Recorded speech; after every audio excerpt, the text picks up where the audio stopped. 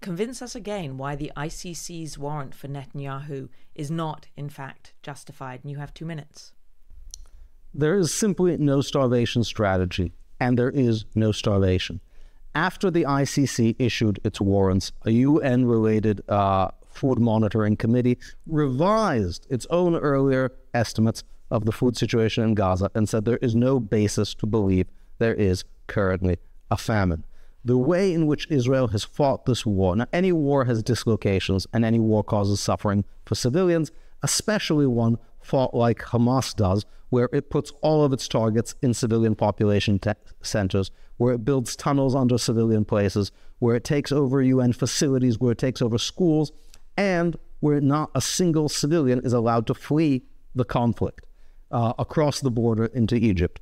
All of those make this a different conflict from any other conflict we have seen in recent times, but nonetheless, Israel has been more careful about civilians in Gaza than any power in any fight in recent times. And Ken said in his talks, just because there's other violations doesn't mean that this is okay. But we can go through every urban fight in modern times, Afghanistan, Mosul, we can talk about the war in Iraq. We don't have to go back to World War II. If all of those are violations, then not only President Bush, but President Biden and his vice president, President Obama and his vice president Biden are all war criminals. By that definition, yes, if everybody is a war criminal, it's hard to say that Israeli leaders are not. But this is not the standard that has ever been used. And it's being applied to Israel because Israel is a small, vulnerable country.